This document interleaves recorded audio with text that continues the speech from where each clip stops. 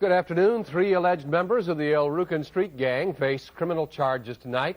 Arrests came at dawn this morning as federal agents and local police teamed up in raids on 2 Rukn buildings. Channel 5's Carol Marine, who was there for the morning raids, tells us what police uncovered. Carol? Mary and Ron, in twin early morning assaults, agents of the Bureau of Alcohol, Tobacco, and Firearms, gang crimes officers, plus state police and the FBI all converged on the Rukn street gang, arresting 3 alleged members and confiscating a military type of weapon and narcotics paraphernalia.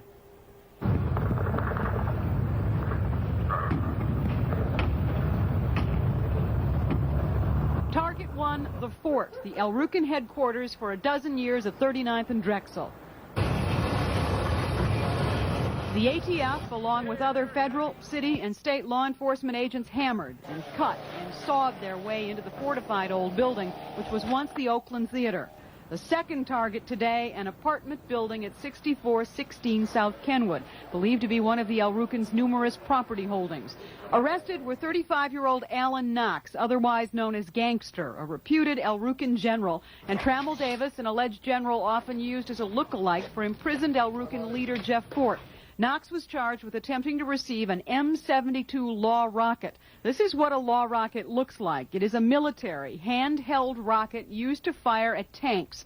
U.S. Attorney Anton Valukas would only give sketchy details about the arrest and the rocket at an afternoon news conference. Knox was arrested in connection with his attempt to receive an interstate shipment, an M72 light anti-tank weapon for purposes of destroying a building. Davis was arrested in connection with a search being conducted at the 6416 South Kenwood address in connection with the same investigation. At the time that these arrests and search were being made, let me make this one statement parenthetically, weapons were recovered in those searches so far. In addition to weapons, which appear to be the main priority today, drug paraphernalia, scales, and records of alleged transactions all were part of the search of Rukn property. Authorities are remaining closed-mouthed about their third arrest and thus far have not released that person's identity.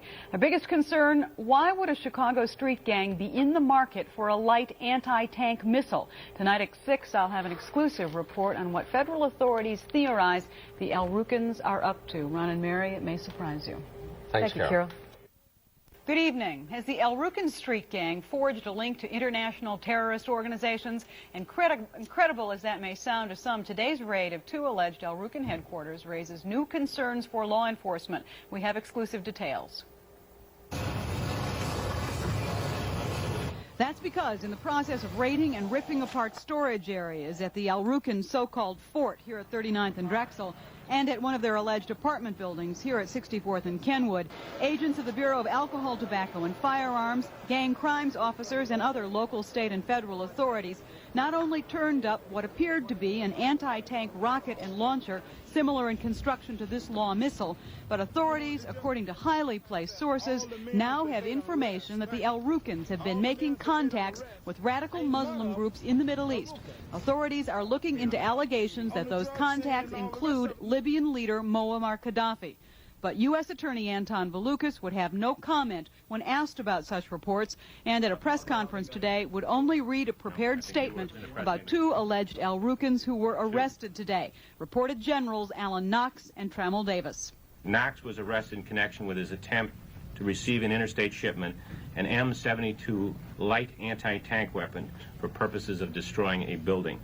Davis was arrested in connection with a search being conducted at the 6416 South Kenwood address in connection with the same investigation. In recent months, the Rukns have changed the name on the masthead of their headquarters to include Sunni Muslim, arguing they always were and always will be a religious organization, not a gang. The Malik that appears under the name Muslim refers to Jeff Fort, the leader of the gang who authorities say is still running this organization from a Texas federal prison. Libya's Muammar Gaddafi is a Sunni Muslim. According to highly placed sources, the Rukns have attempted to sell their services to Gaddafi in exchange for financial support. Authorities add that information to other information they've acquired over the years, including the fact that when Jeff Fort several years ago attempted to flee federal custody, federal authorities found he had made plans to try and escape to Pakistan. And exiled Rukn General Derek Porter a couple of years ago was tracked by federal agents traveling in the Middle East. And law enforcement confirms a relationship between the El Rukns and the Black Hebrews, a group based in Israel, now in serious criminal difficulties with U.S. authorities. Today's charge of attempting to receive an anti-tank missile, coupled with new information being supplied to authorities here in Chicago, are now causing the ATF and others to give some serious consideration to whether the El Rukns are branching out into some aspect of international weapons and terrorist business for financial gain. And there is much more to report on the El Rukns. Tonight at 10, I'll have an exclusive report on what may be happening to imprisoned El Rukn leader Jeff Fort in the very near future. Has the El Rukn street gang of Chicago tried to link up with international terrorists? Well, unbelievable as that may sound, as Carol reported exclusively at 6 tonight, federal authorities are investigating just that possibility. And tonight, Carol tells us that's not all they're investigating. No, Ron, it's not. Authorities are also making a careful study of Jeff Fort, the leader of the El Rukns. They say just because he's been sent away to a Texas federal prison doesn't mean he's out of circulation. Fort's headquarters and an El Rukn apartment building were both raided on the south side today by a variety of law enforcement officials, ATF, the Marshal's Office, gang crimes officers, the FBI. Drug paraphernalia was confiscated from the first location. More surprisingly, a major piece of military hardware, an anti-tank missile and launcher like the one you see here, was taken from the second location. Authorities believe that even though Jeff Fort left Chicago several years ago to do time in a federal Texas prison, that the current activities of this street gang are being directed by Fort himself.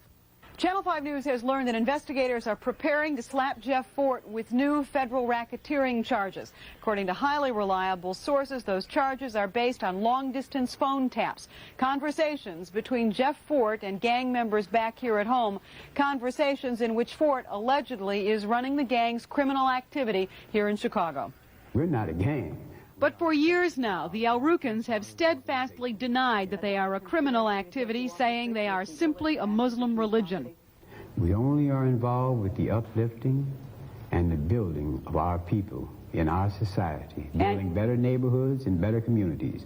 But sources say evidence currently exists that shows a number of things, including that Fort and his organization have recently tried to move beyond the streets of Chicago, have made overtures to the government of Libyan leader Muammar Gaddafi, allegedly offering to commit terrorist acts inside the United States in exchange for large sums of money. I will have no comment on any other aspect of this today. I will tomorrow.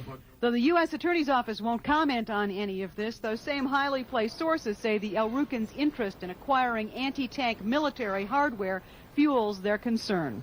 As a result of today's raids and federal warrants, 2 reputed El Rukn generals were arrested. A third is still being sought, Ron. Do we have any evidence that Colonel Gaddafi accepted any offers from the El Rukns? In point of fact, we don't. There is some reason to believe that Gaddafi realized that or believed that the El Rukns were not, in fact, Muslim ideologues and did not take them up on their offer. All right, thanks, Carol. Channel 5 News tonight has learned new details in a strange story of the El Rukn street gang making a bid to do terrorist work for Libya. Channel 5's Carol Marine first broke this story last night and now has exclusive details. Tonight we've learned more of the specifics of where the El Rukns traveled and what they proposed to do for the Gaddafi government in exchange for cash. When federal, state, and local law enforcement swooped down on 2 El Rukn strongholds on the south side yesterday morning, they were acting on information that made this raid different than previous drug and gun busts. In recent months, investigators began to hear things that even they had trouble believing. Information that the El Rukns were making a pitch to do work for Colonel Gaddafi of Libya. Channel 5 News has learned that on 2 separate occasions in recent months, representatives of the El Rukns did some serious traveling. One trip was from Chicago to Panama, where federal investigators observed a meeting between representatives of the street gang and Libyan operatives of Gaddafi. Another trip was from Chicago to the Libyan mission in New York City. Federal investigators believe the El Rukns were proposing to blow up buildings or even a commercial jetliner in the United States for the right amount of money. and that imprisoned gang leader Jeff Fort in a federal penitentiary was directing that effort. The feds reportedly have wiretaps of Fort calling from Texas to a speakerphone at the El Rukn headquarters in Chicago, advising gang members assembled there on the relative merits of military anti-tank weapons such as this Law missile. Fort reportedly discussing technical attributes of this kind of weapon, including its pop-up sights. It was the same kind of military anti-tank weapon that investigators recovered in yesterday's raid.